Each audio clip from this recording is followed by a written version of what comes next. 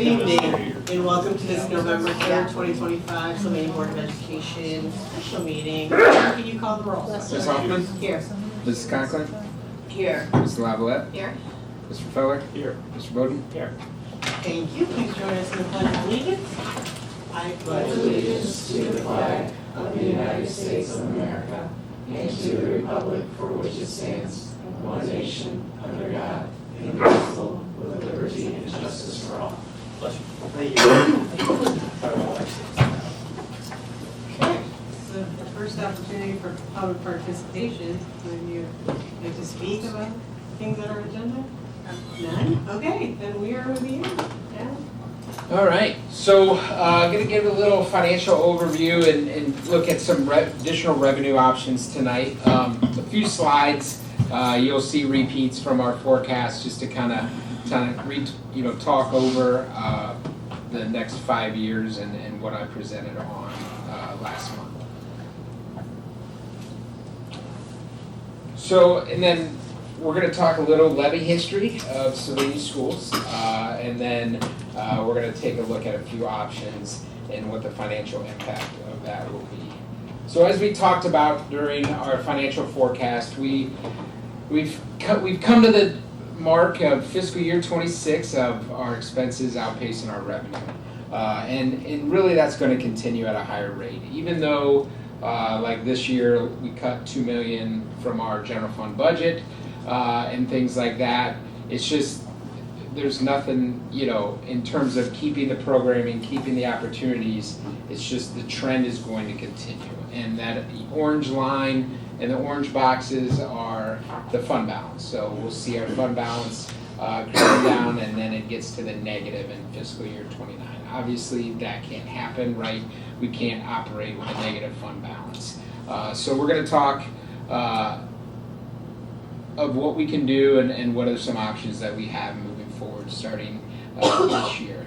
So this is just kind of summary with all the numbers. Put that asterisk down there last time as well. Just OASBO and our own policy recommends 90 days cash in annual operating expenses. So 6220 states that as well. So you'll see at the bottom there, fiscal year 26, we end with 96 days cash.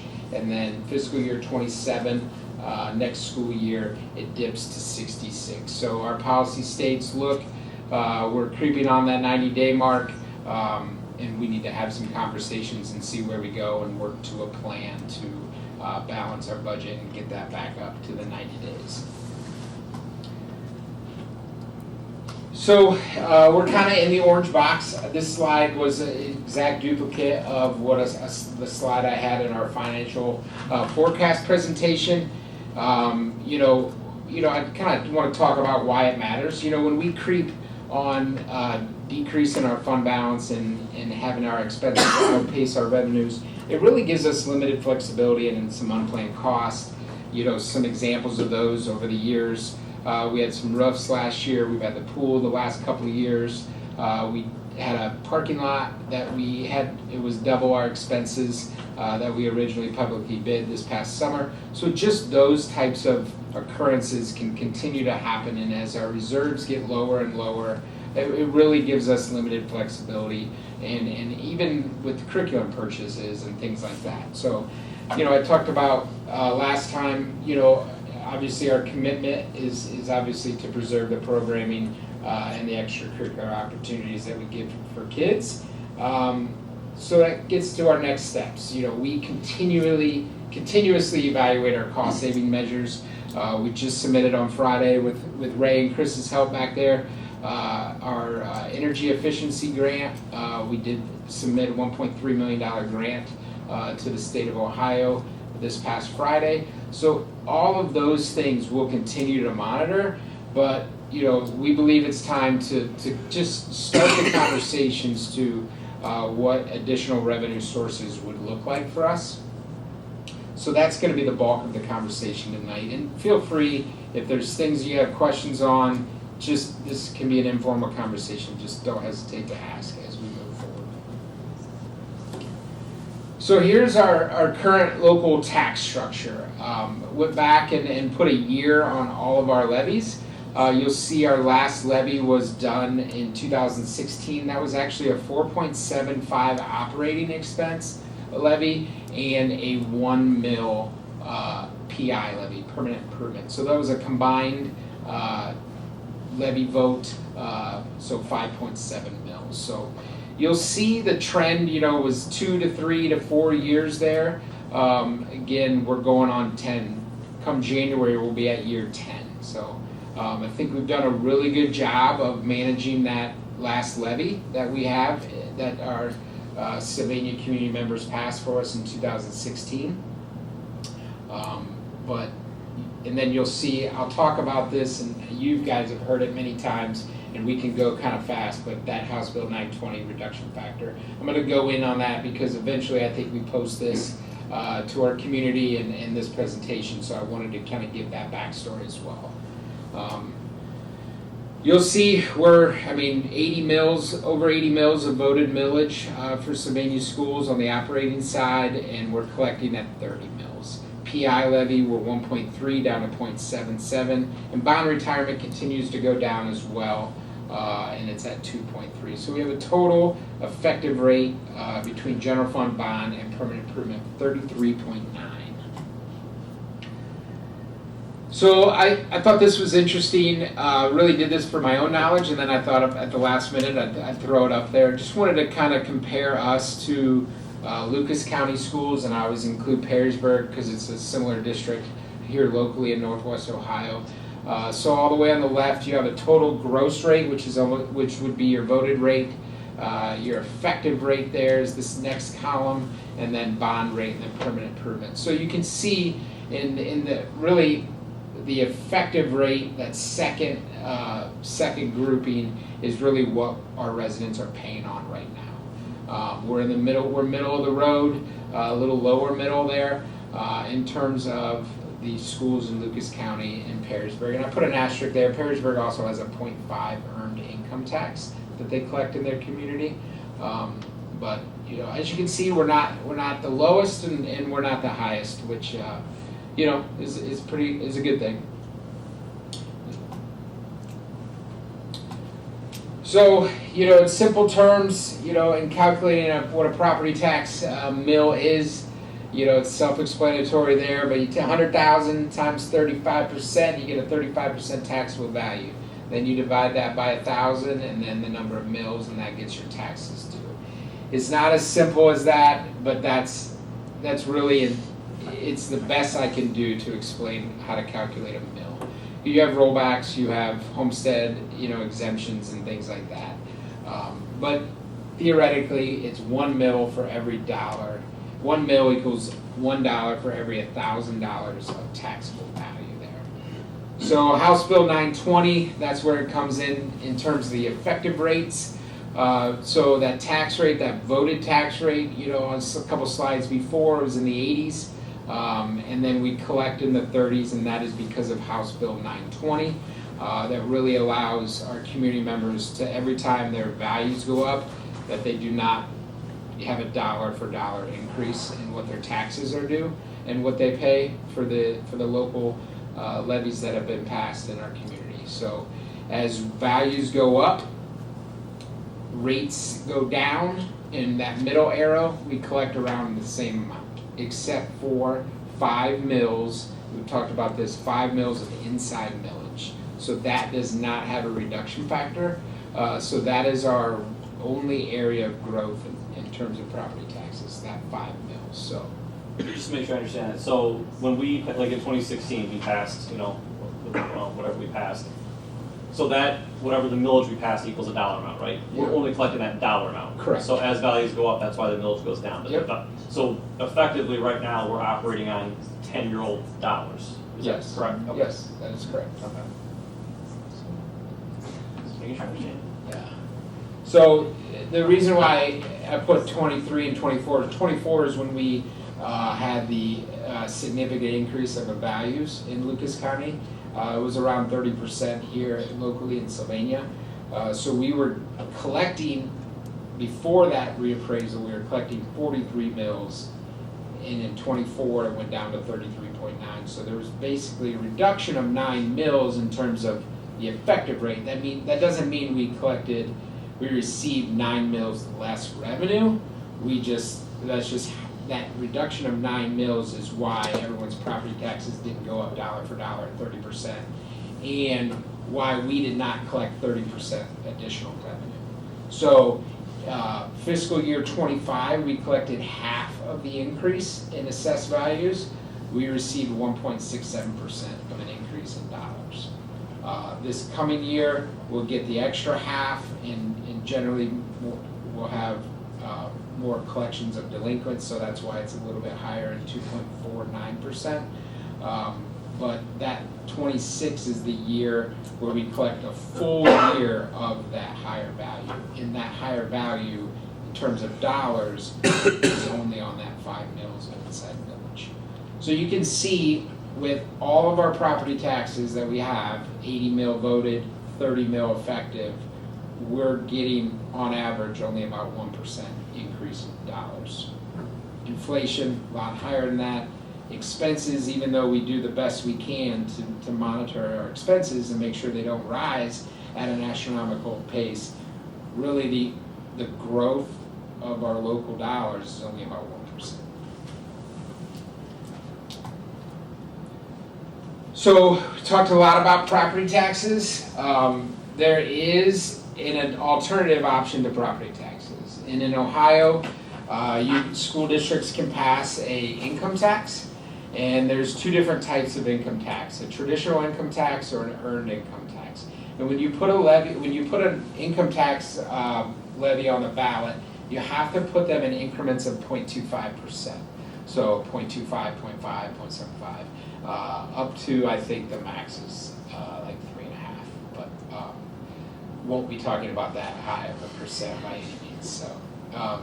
So obviously you guys can read there, but I just want to point a few highlights. Traditional school district income tax is really all revenue that you would earn in terms of a community member.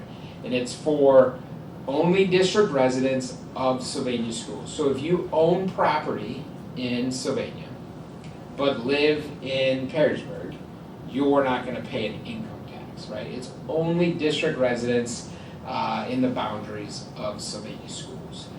So traditional income tax, your wages, your pensions, your interest, your dividends, capital gains, all of the revenue that you get, you would have an income tax on. The one exemption in traditional income tax is Social Security benefits. That's the major one. I mean, disability and survivor and a few other things. But in terms of the bulk of the exempt income that our community members would have would be Social Security benefits. In terms of, one of the positives of income tax is potential revenue growth. As time goes on, generally wages increase.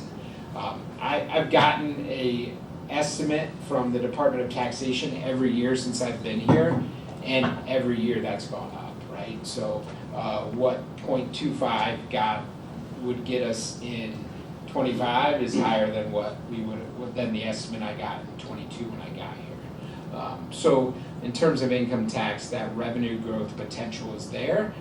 Unlike property tax, where you have House Bill 920 and really, those reduction factors, income taxes can grow at a little bit higher pace. Earned income tax is really, W-2 income is the easiest way I would explain it. Again, only residents. The big exclusions on earned income tax is your retirement income, Social Security, interest, dividends, capital gains. Earned income tax can look more favorable to our senior citizen population and our retirees, because that retiree income would not be taxed. So is the Social Security exempt under both traditional and Yes. earned? Okay. Yep. So again, there's always going to be some economic sensitivity when it comes to, if we have a 2007 happen, or our economy, takes a crash there. So that there is some, some market risk in terms of income taxes. But those are the main differences. So in terms of, thinking about it from a traditional standpoint, you're gonna get more people will pay. So we'll talk about a scenario in a few moments. But you can generally go a little bit lower of a percent, but earned income, you have a smaller number of people paying, so that number is a little bit lower. And maybe the percentage would have to be, maybe 1/4% higher. So at the bottom there, it says 212 districts have, out of what, like 600? Yeah, 600 and around 612, something like that. There's about a third of them. Yeah. And so there's 146 traditional and 66 there. So I will say income tax is becoming more talked about throughout the state in terms of an alternative to a traditional property tax. Do you know what Perrysburg is? They're 0.5 earned. They're earned? Yeah. And they've had it since maybe in the 90s, like early 90s. So we've talked about kind of both options and pros and cons. We'll get into here in a little bit, but I wanted to throw this property tax option out there. You're looking at, and again, this is just an option, just talking, just opening up the conversation. Possibly putting on a levy in May of 26. Looking at 7.9 mils would get us to continue to balance our budget through 2031. Anytime you put a levy on the ballot, you'll have, a traditional levy cycle is we're at the bottom of the curve, right? We're spending our reserves, expenses exceed our revenues, and then you pass a levy, you generally collect a little bit higher than you balance our budget, we'll add back to our reserves, replenish those reserves, and then at the tail end, you'll deficit spend those reserves down a little bit. So we're in the time of spending our reserves. So when you pass a levy in May or November of 26, you start collections 1/1 of 27. So fiscal year 27, you receive half of the amount of the full voted collection. So and in full, 7.9 mils gets us at roughly 18 million a year. So in fiscal year 27, we collect half of that. All of our levies are continuing here at Sylvania. You do have the option of putting a 5-year on property tax side of things. You do have the option of 5-year or continuing. Like I said, all of our levies here are continuing. I think the other thing to consider when we talk, 7.9 mils gets us to 2031. I think one thing to look at when considering our options is to find, you don't want to collect too high of an amount, but you don't want to go low enough. You want to get several years of operating in the black, right? You want that money to last as long as possible. Case in point, we're on 10 years right now. So as of 2031, the estimate would be we'd be sitting at 114 days true cash. Not an astronomical amount, not that many days above 90, which is a policy and best practices, right?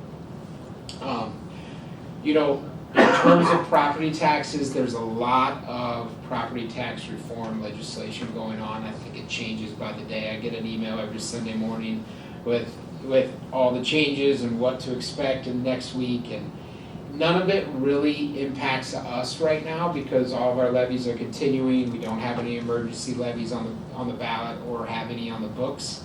We're now on the 20 mil floor. Those are some of the big things that are changes. 20 mil floor is when you collect it's the lowest amount of taxes you can have on the books, and when values go up 30%, if you're on the 20 mil floor, you actually receive all that money. So we're at 30 mils, so that doesn't impact us. One of the things that they're considering is putting a cap on the growth of inside mills. So inside mills is again our only growth option in terms of property taxes. They're considering putting a cap on that tied to the inflationary index for that year. So if inflation went up 4%, the max we could get of collections on the inside millage growth would be 4%. How many mills did we ask for in 2016? 5.7. 4.7 operating and 1% PI. Say that again. 4.7 operating, so general fund, 1 mil PI. So buses, you know, Would we, how, the 7.9 you're proposing, is that gonna be broken up to no, you can't, all operating? it'll be all operating, yeah. So you said we collect half in 27, so we would collect the full amount until 28? Correct. And was 28 our last year? Is it in 29, wouldn't our reserve go negative? Is that Yeah. what- Mm-hmm. So 28 is the last year where we actually have some reserves left? Yep, yep. So here's it broken out, basically in the forecasted year. Did not include 26 because there's gonna be no additional revenue. Nothing we can do or whatever can we get additional revenue in fiscal year 26. So this is mapped out for the next 5 years with that additional 7.9 mil levy voted in 2026. So I highlighted there in blue, that's that half, that 9.1. Gets us to a net income, so we'd be operating in the black there from 27 to 30, and then it gets us to 2031, and I think based on the estimates again, who knows what 2031 is going to look like. You know, if the economy gets better and interest rates get low, we could have an influx of kids come in. Who knows what's going to happen with enrollment? So this is a true estimate of revenues going up by 0.5% and expenses up 4%. So And as we go, I'm assuming, obviously, we're still gonna keep watching our expenses, Oh, you know, trimming where we can, but, you know, so hopefully we can stretch that out a few more years and for sure. maybe get another 10 out of this. Yep. So yeah, after we you know, if this is accurate, which you know is again an estimate, we'd be sitting at 114 days true cash in 2031. So wanted to bring a couple income tax options in May as well. So when you vote an income tax levy, there's a slower collection timeline because the Department of Taxation has to get everything set up. It's all estimates, but it basically takes 6 quarters to fully collect 100% of what they predicted we would receive. So we would deficit spend in fiscal year 27 if we did an income tax. So we just spend some of our reserves. We have them. That is again, positive of having those cash reserves. You can go any length of time or continuing with income tax. On the traditional side of things, again, all income includes retirees, includes capital gains, includes pensions, but does not include Social Security. Full collections by fiscal year 29 would be over almost 23 million there. What about companies, corporations, LLCs that, well, not LLCs, but corporations that earn income in the city? Is it Only self-employment income would it be. So that is a major difference between property income is businesses, the businesses in the district would not pay. This is strictly income-based, W-2, self-employment, you know. So 1% earned would be another option there. Again, a little bit higher percentage by 0.25% to collect around the same amount. It's actually you collect a little less. 1% earned income tax actually collects a little bit less than a 0.75 traditional, just because you have less residents paying. Again, same things apply, continuing any length of time. Estimate we'd have about 93 days true cash in 2032 and 122 on the traditional side. But you'll note Here, it's 2031. Is on a property tax side of things, it'd be 2031. That would be the first year of deficit spending. Here, it goes to 2032, so we could stretch one more year out before that we predict that we would deficit spend. So here's the details on the financial side of things. Added that extra year of 2032. And as I noted earlier, we would have another year of deficit spending because of the collection rate timeline that the Department of Taxation gave me.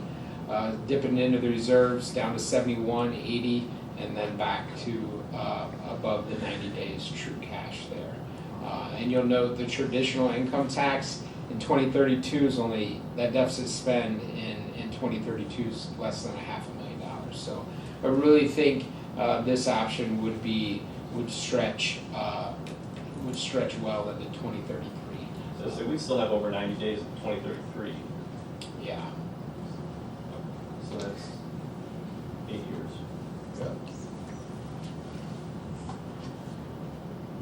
And then here's the detail of the 1%. Same things apply, deficit spending in 27. And then because, a 1% earned collects less than a 0.75 traditional, you have a larger deficit spend in 2032. But still has, 3 days above 90 there. So, it still stretches that additional year of deficit spending over the property tax. So, put this together, it's, won't go over every single line item, but just things to consider in talking about property tax versus income. You look at tax base and who pays. Either way, residents only on the income tax side of things. On the property tax, you have all property tax owners. So if somebody that lives in Perrysburg owns property in Sylvania, they would pay the property taxes. So you get some of that business income from anyone outside of our district as well. That revenue growth is really, the big difference there. You have, the potential of income tax growth and revenue growth with the economy changes, and then you have property taxes. I've said it till blue in my face, House Bill 920, right? So there's limited growth there. I think income tax is pretty stable, but there is that little bit of a risk there in terms of it can fluctuate. Previous district I worked at, we had an income tax, and there was a year that it decreased, but then there's years that it went up 10%, so there's that growth potential. You have your impact on retirees on the property tax side of things. Everyone's paying it if you own property. And then on the income tax side of things, we have that, traditional or earned income tax option. Explanation, this is new, different, in terms of an income tax to fund schools, at least here in Sylvania. And then, property tax is widely understood, but, there's, property tax reform, property tax increases, assessed values, is a hot topic, in the news these days and on how local governments are funded in Ohio, and specifically schools.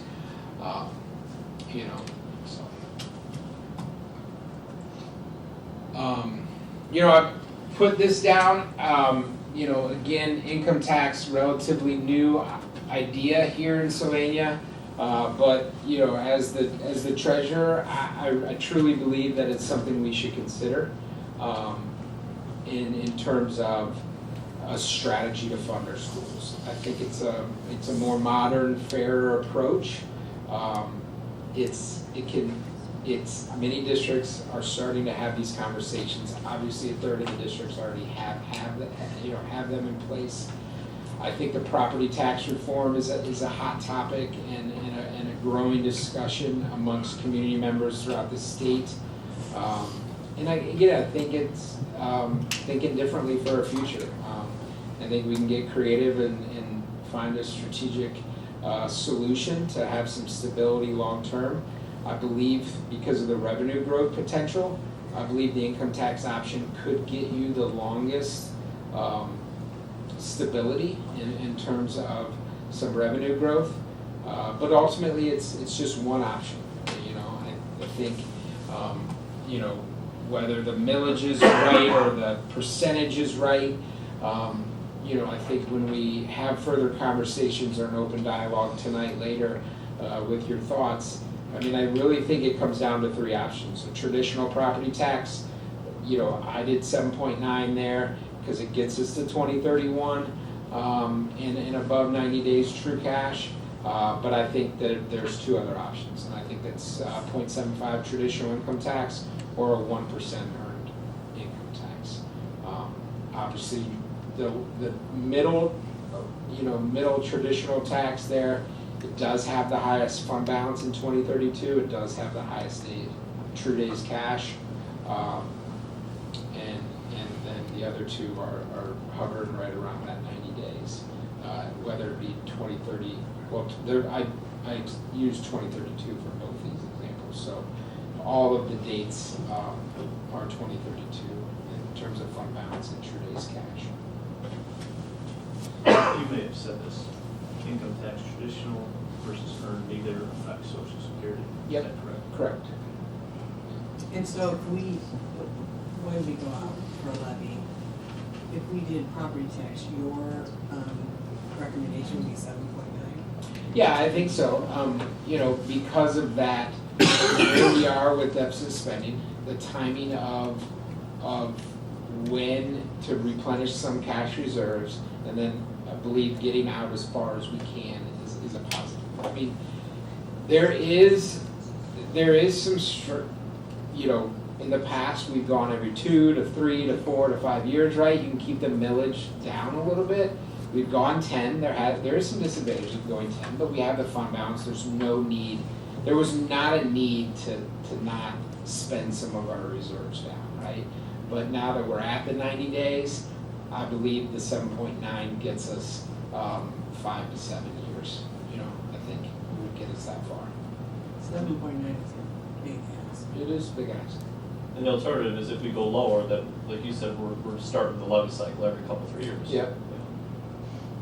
Which could be an option, I mean, The state has eliminated our ability to do a combined income tax and Correct. Property tax levy, right? So we have to pick one or the other. And the income tax, is that on AGI or is it like gross income? yeah, on the traditional side of things, it's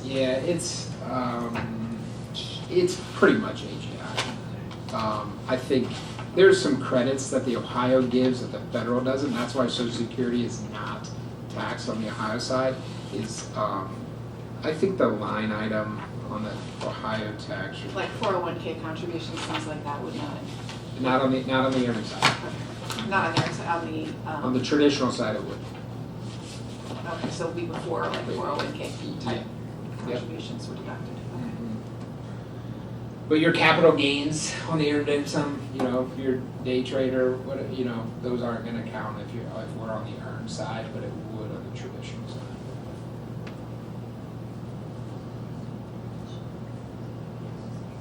Felt like I talked way too much. I mean, any That other was great questions? information, I mean, it's good,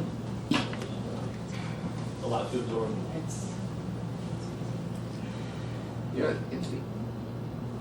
think we're in a really good spot, right? We've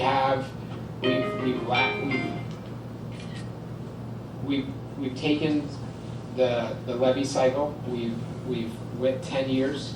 We have an unbelievable amount of programs and offerings for our kids. Our expenses, again, I talked about this on the forecast side of things. When I presented on the forecast, our expenses per pupil continue to be lower than the county average, lower than peers that the Department of Workforce and Development kind of compares us to. We're lower than the state average. I mean, on the expense side of things, other than, you know, losing programming, losing opportunities for kids, there's not a lot we can, you know, a lot more we can do. I mean, 86% of our our budget is salaries and benefits, so. Well, I think we've done a very good job with our tax dollars and stretching them and providing, all the opportunities that we do have here, so I think we've done a really good job with it. If a levy is something you guys want to consider, I think, we have to decide property or income. There's certain dates that we want to hit. The last one being the final resolution to put something on the May ballot would be February 4th of 2026. And you're thinking we need to do something next year because it's a year before we collect it, so if we don't do something next year and wait the year after that, then we're not collecting it until we're out of our reserves. Yeah, so if you pass in 26, you collect half in 27. On the income tax side of things, you get about 20%. Yeah. And then if you wait until calendar year 27, again, have the reserves we'd have to make some reductions. Well, we wouldn't be but- collecting all of it, so and- at least 29 and we're out by then. Yeah, so I think the longer you wait, the even larger of the ask Well, will that's- have yeah. to be. Well, I- When you say if we wanna consider, this isn't really a choice of whether we wanna consider it really at this point. It's like, Yeah, when but- are we going out and how are we? Yeah, correct. In May, you do have some options, right, May or November, but I think, it would be my recommendation to start in May and to put that first ballot on. Because either May or November, we're collecting at the Yes, same time. because yes, correct. A passage and it gives us 2 opportunities to pass if we need to. Hopefully, we'd only need 1, right? Hopefully. But you collect at the same timeline. But so in if we 27. wanted to try something new and say, hey, we're gonna try income tax, it makes sense to try that in May, and then if we couldn't get that done, we might just maybe go back to the traditional and try property. Yeah, that's a good way to say it and look at it. If you're gonna try something new, it would definitely try the new thing first, right? Because it's gonna take some education, explain, the difference between whether you guys decide traditional or earned, and get that, information out, get that education out. And then at the end of the day too, think of how many new we've gone 10 years. There's a lot of people in this community that have never voted for a levy in some major schools, going that long. So we also need to get a pulse of where our community is.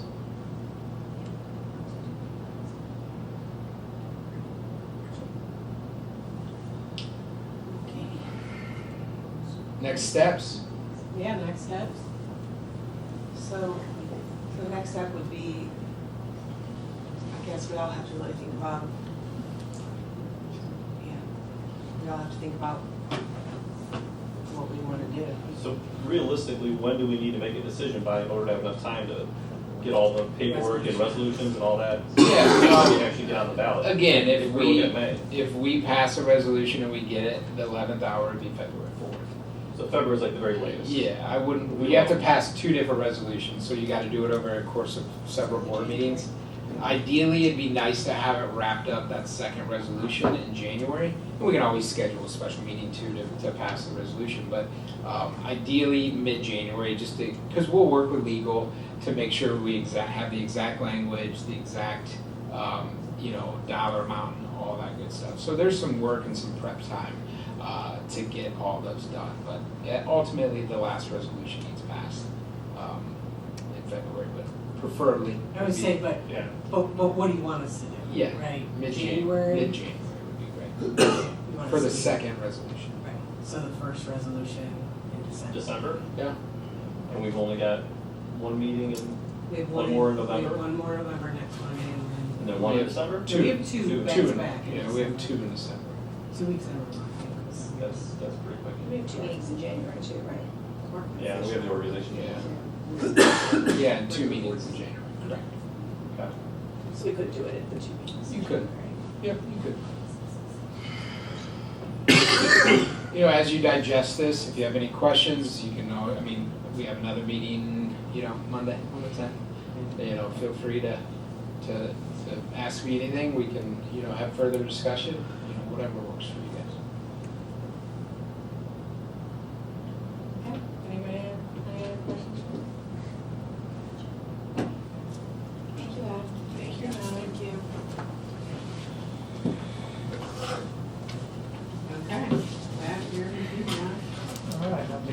agenda items. I will recommend item 4.1, licensed substitutes for Class 2 license. I'll move for approval. Second. Any comments or questions? Adam? Greg, Yes. Tammy, Yes. Dan, Yes. Kim, Yes. Julie, Yes. Thank you. I will recommend items 5.1 and 5.2 as consent items. 5.1 classified new hires, and 5.2 is a classified termination. I'll move for approval on consent agenda basis, items 5.1 and 5.2. I'll second. Comments or questions? Adam? Greg, Yes. Kim, Yes. Julie, Yes. Tammy, Yes. Dan, Yes. Thank you. I will recommend items 6.1 through 6.4 as consent agenda items. 6.1 are supplemental positions for 25-26. 6.2 are non-teaching pupil activity contracts for 25-26. 6.3 are resignation of supplemental positions for 25-26. And 6.4 are changes to supplemental positions for 25-26. I'll move for approval on a consent agenda basis, item 6.1 through 6.4. I'll second. Comments or questions? Adam? Kim, Yes. Julie, Yes. Tammy, Yes. Dan, Yes. Greg. Yes. Thank you. Third, the second opportunity for public participation. And seeing none, I move we adjourn. Second.